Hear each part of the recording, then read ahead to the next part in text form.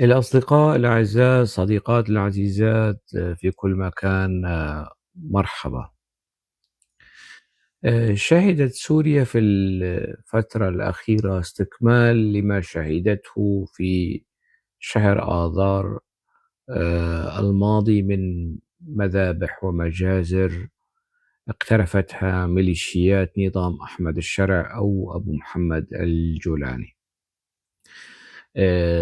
تجددت هذه المجازر والمذابح في مدينة السويداء، محافظة السويداء وريفها، والضحايا كانوا أبناء طائفة بني معروف الموحدون الدروز. قبل آه، تلك الغزوة استنفر الإعلام التابع لنظام أحمد الشرع وكتيبة اللقاليق والدربكتشية، ويعني في شيطنة واستهداف الدروز واستهداف الشيخ المرجع، شيخ العقل أو أحد أبرز شيوخ العقل في طائفة الموحدون الدروز، سماحة الشيخ حكمة الهجري.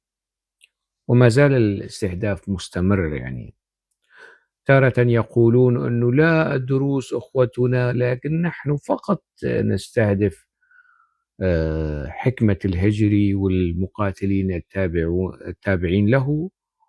ولكن الموضوع يعني الدروز بشكل عام على أنهم خونة وعملاء وأقليات. حلف الأقليات يقصدون به يعني الدروز والإسماعيلية والمرشدية والعلويين، وبيدمجوا الأقلية القومية كمان فيها، وبيدمجوا الأقليات الدينية كمان فيها، المسيحيين والأرمن والسريان كذا. فهذا هو حلف الأقليات الذي يعادي حلف الأكثرية السنية.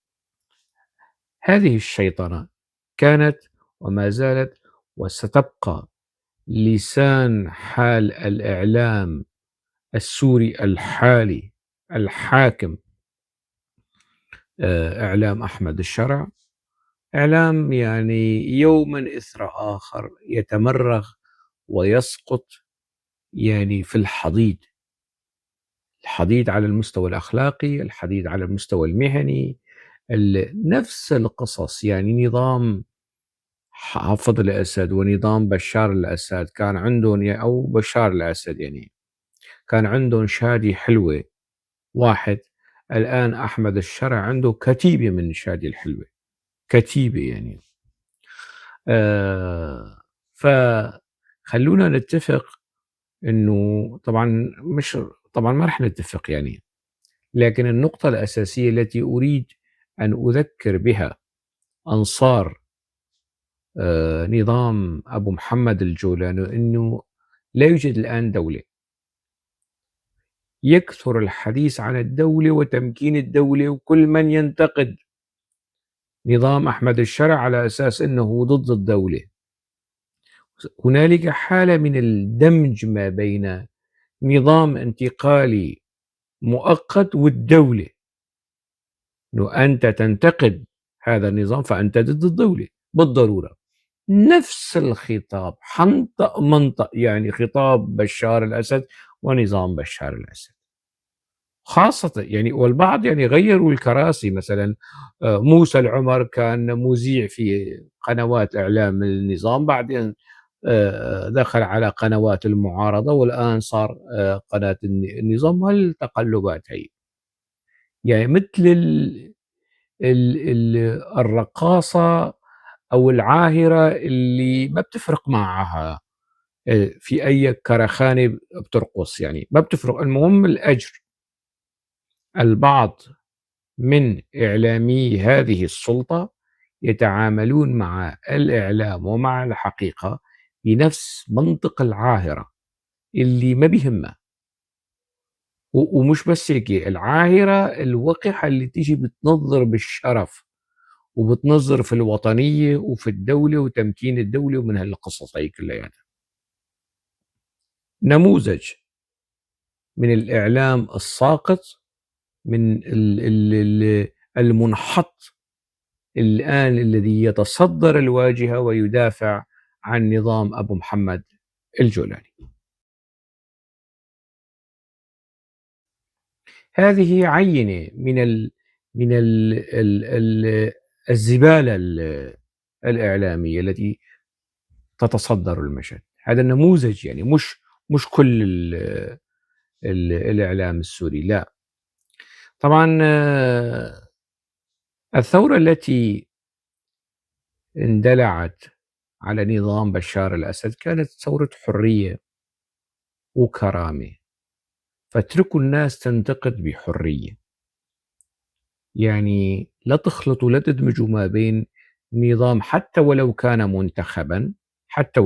منتخبا وكامل الشرعية، مكتسب كامل الشرعية.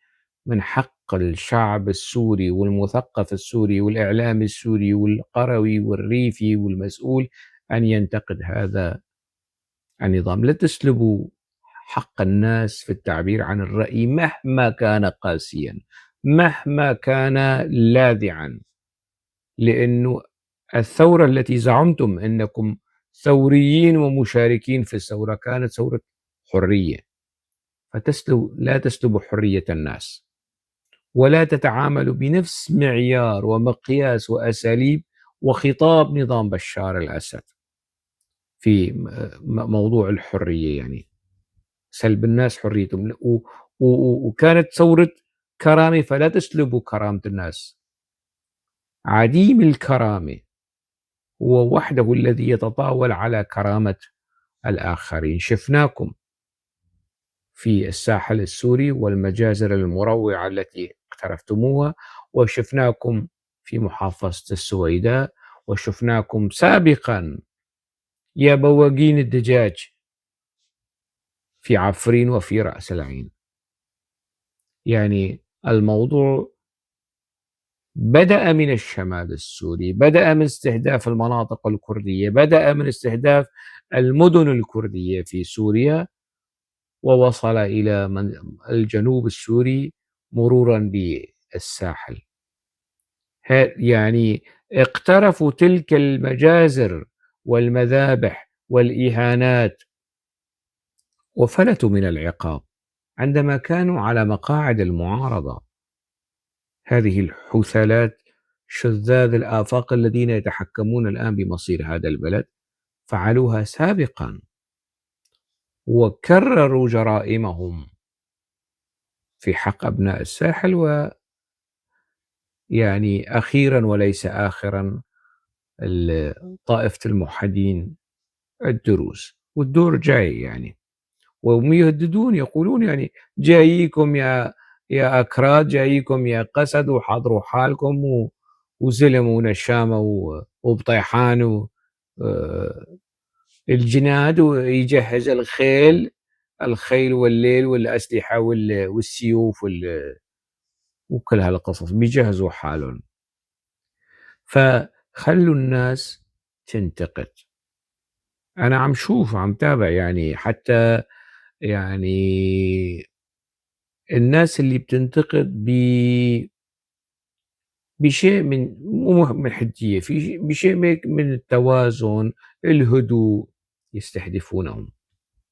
أنا شفت فيديو للصديق والزميل علي سفر، يعني بما معناه إنه شو يعني كل ما واحد انتقد السلطة بتسموهن أقليات. يعني وين كنا طيب في بداية الثورة لما وقفنا مع الثورة في 2011 ما كنا أقليات؟ الآن عندما ننتقد السلطة صرنا أقليات. يقال هذا الكلام لي أيضا، يعني يوجه لي شتائم في أمي وأختي وبيحط لك يعمل لدى لا إله إلا الله محمد رسول الله، ويشتم من الزنار وتحت. يعمل في الثورة السورية، أنا مسكر عليهن حنفية التعليقات، فبيجوا لي بيدخلوا على الخاص. يعني أقل ما يقال فيهم ما قاله مظفر النواب، أنه حظيرة خنزير أشرف وأطهر من أطهركم. هدول اللي بيستهدفوا الكتاب والمثقفين اللي عندهم نفس نقدي، مش راضين عن أداء وسلوك ما يقال بالدولة. يعني كثيرا ما نسمع عن الدولة السورية. أين هي الدولة السورية؟ في جيش حقيقي بعقيدة وطنية في سوريا حاليا؟ هذا شكل جيش، هذا الموجود. هذا جيش؟ ما في جيش، ما في برلمان منتخب، ما في حكومة منتخبة، ما في رئيس منتخب. هذا اللي انتم بتعبدوه حاليا. معبودكم أبو محمد الجولاني، معبودكم هو رئيس انتقالي مؤقت. مش أنا اللي عم قول، هو اللي عم يقول عن نفسه هذا الكلام بموجب الإعلان الدستوري الذي طهاه وطبخه وفرضه وسلقه بمعية حسن الدغيم. أنا بس بدي أعرف حسن الدغيم، والكلام موجه لك، هل اكتشفت نسب وأصل وفصل أحمد الشرع الآن لكي تبايعه؟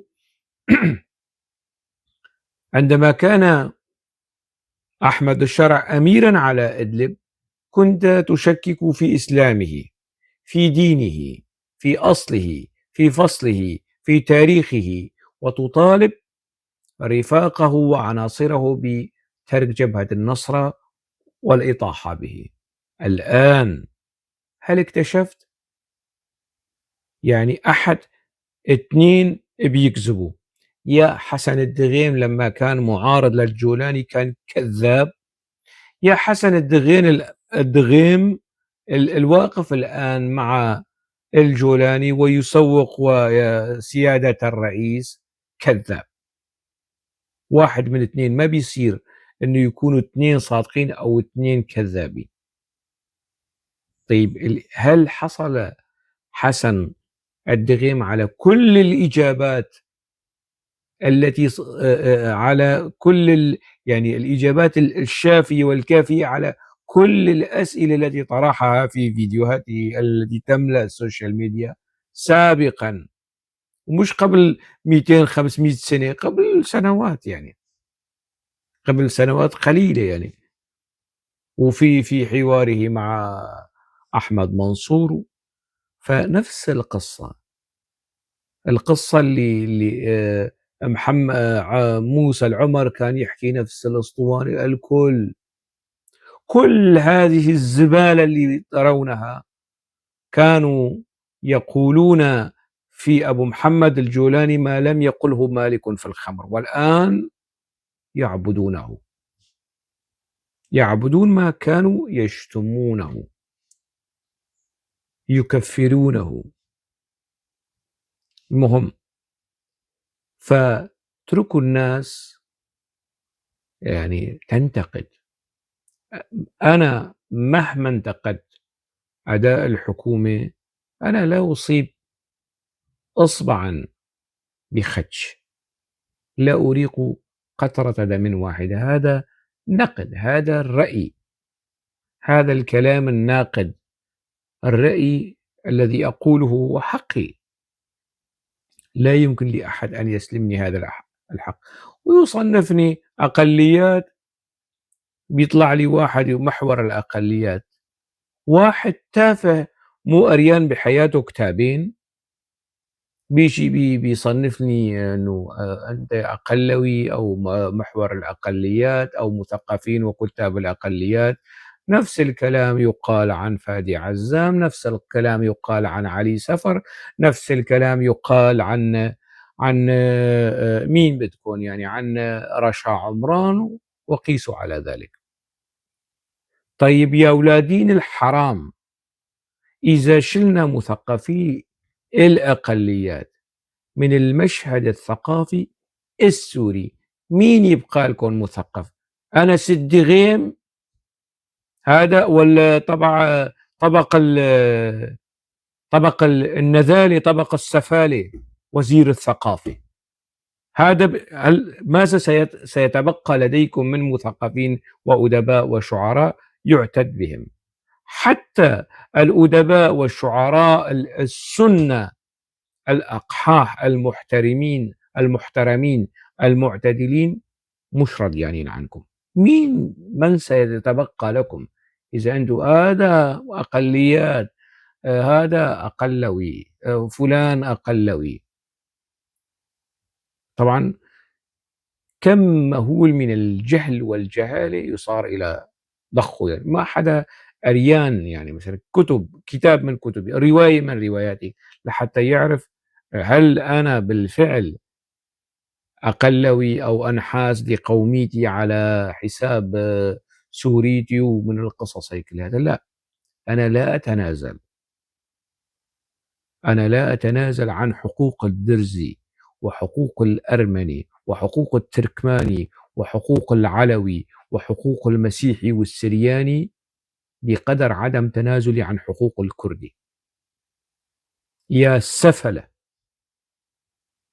يا عديمي الوطنية وعديمي الأخلاق وعديمي الكرامة، توقفوا عن التشنيع. أنا بعرفكم والناس صارت تعرفكم، يعني مقال رأي تبعته لجهة معينة بيشروا لأنه مش جاي، لأنه في شوية نقد للسلطة الحاكمة. رأي تقوله على صفحتك بيهاجموك، تقوله على قناتك على اليوتيوب بيهاجموك، على المنصة اللي أنت هي منصتك، هذا حسابك، بيصيروا يستهدفوك. بتسكر عليهم حنفية التعليقات مثل النسانيس والجرابيع والجرادين، بيطلعوا من مكان ثاني يستهدفونك، يستهدفون كرامتك وشرفك وأخلاقك ووطنيتك وثقافتك بهذه الطريقة السافلة، يعني مع الأسف الشديد. أعتقد أنه المثقف السوري أديبا كان، شاعرا، منتج للأفكار، صحفيا، يعني خضع لغربلتين. الغربلة الأولى الموقف من نظام البعث الأسد. أنا عندما كنت في دمشق قبل الثورة كنت أحضر المنتديات وأكتب في الصحافة العربية وأحضر الاعتصامات في دمشق وأنتقد نظام الأسد. عشرات المرات التي كنت أحضر فيها منتدى جمال الأتاسي كان بيحضروا كمان مندوبين من البعث وزلمة المخابرات وبيجوا. أصلا السياسية لما كانت بتحقق معي بتقول لي أنت شو عم تسوي منتدى جمال الأتاسي؟ أنت كردي، شو لك علاقة بي؟ هدلوني عرب. يعني المخابرات السياسية العقيد برهان اسبل لما كان بيحقق معي، أحد الأسئلة الرئيسية اللي بيطرحها علي هي مسألة التفرقة، يعني وهو كان سني وتلاوي. فما حدا يجي يزايد أين كنتم عندما كنا وكذا لك، يعني يا تافه.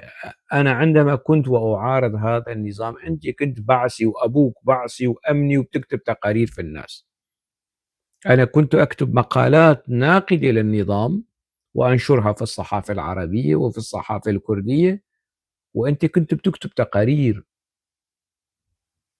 واشي، يعني تتجسس وتتلصص على الناس وتكتب تقارير للأمن. ما تجي وتزايد انه والله اين كنتم لما كنا مع الثوره وضد نظام الاسد؟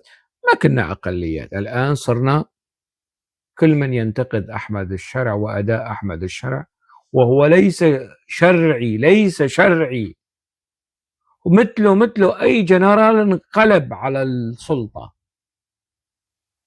حافظ الاسد ايضا انقلب على السلطه وصار رئيس شرعي. الجنرالات أو الانقلابات اللي بتصير بأفريقيا أو بتصير بأمريكا اللاتينية، جنرال ينقلب، لكن فيما بعد يسعى إلى شرعنة نفسه وحكومته. أحمد الشرع نفس الشيء، مثله مثل أي انقلاب انقلب على السلطة. أنا لا أقول أنه نظام بشار الأسد شرعي، رغم أنه كان ممثل في الأمم المتحدة وكذا، ويصار إلى إعادة تأهيله وتعويمه والترويج له قبل سقوطه بأشهر. يعني لا أقول وفاقد للشرعية السياسية والأخلاقية والوطنية. الآن أحمد الشرع نفس القصة، سقط نظام أحمد الشرع سقوط أخلاقي، سقط في إدلب قبل أن يسقط في دمشق، واستولى على السلطة بطريقة ما ما تقنعوا الناس، حرروا وكذا، وهذا الانهيار اللي صار هيك فجأة يعني خالي من الصفقات الدولية وكذا. أحمد الشرع تبعك المعلم تبعه فورد، روبرت فورد اللي دربه، الأمريكان اللي دربه كيف يمشي، كيف يحكي، كيف يقعد، كيف يقوم قبل أن ما يستلم السلطة. روبرت فورد هو معلم وأستاذ ومدرب أحمد الشرع. الأمريكي مدرب رئيسك، معبودك. فعندما ننتقد ما تحاولوا أنه تطعنوا في كرامة الناس وفي هاتوا برهانكم إن كنتم صادقين، قولوا لا بالدليل، مش بالكلام الشعبوي، مش بالاتهامات. المثقفين السوريين، أدباء، شعراء، كتاب، رجال فكر، تعرضوا إلى غربلتين. الغربلة الأولى كانت الموقف من نظام بشار الأسد مع أو ضد. وهنالك من يعني كان محايد في تلك المنطقة الرمادية، يعني في المنطقة الرمادية، لكن كان يميل إلى الثورة في المنطقة الرمادية، لكن يميل إلى نظام الأسد. لا يعلن ميله لنظام الأسد لكنه في المنطقة الرمادية، لا يعلن ميله للثورة لكنه في المنطقة الرمادية، والأسماء كثيرة. لكن النسقين الواضحين الجليين، الافتراق في عملية الغربلة والفرز، إما أن تكون مع الطاغية والديكتاتور والاستبداد، أو أن تكون مع الثورة على هذه الطاغية بما تمثله من قيم ومبادئ وأخلاق وأهداف: العدالة، الحرية، الكرامة، الوطنية. سوريا الوطنية، سوريا التي تجمع الكل وتحترم الكل وتعترف بالكل وتساعد على إنعاش هذه الهويات السورية الوطنية. هذه سوريا التي حلمنا بها وثرنا من أجلها ودافعنا عنها في المقالات، الرأي، في التصريحات، في كل شيء. قسم عملية الفرز كان موقفه هكذا وأنا منهم. عملية الغربلة التي جرت، وقسم بقوا، قسم بقى في دمشق، اتحاد كتاب العرب ومثقفي السلطة والقصص، واضح هذا الموضوع. الغربلة الثانية عندما تحولت المعارضة إلى السلطة، المحك الثاني للمثقف وللصحفي ولرجل الفكر المهني المتصالح مع قناعته، المتصالح مع قيم العدالة والحرية والمساواة والكرامة، هل سيقبل بمذابح أحمد الشرع في الساحل السوري؟ قولا واحدا لا. هل سيقبل بالاحتلال التركي؟ لا. هل سيقبل بالظلم الذي لحق بعفرين وبرأس العين وبالكرد في هذه المناطق؟ لا. هل سيقبل بالظلم الذي ألحقته قسد بالمكون العربي والمكون الكردي؟ لا. هل سيقبل بمجازر تجدد مسلسل مجازر أحمد الشرع المتنقلة من الساحل لمنطقة السويداء؟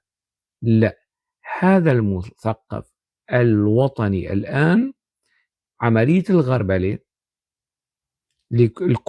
كتلة المثقفين اللي كانوا بيحكوا في الوطنية، لأن أغلبهم صاروا مع السلطة، يدافعون عن السلطة، إما من أرضية طائفية سنية، إما من أرضية قومية عروبية.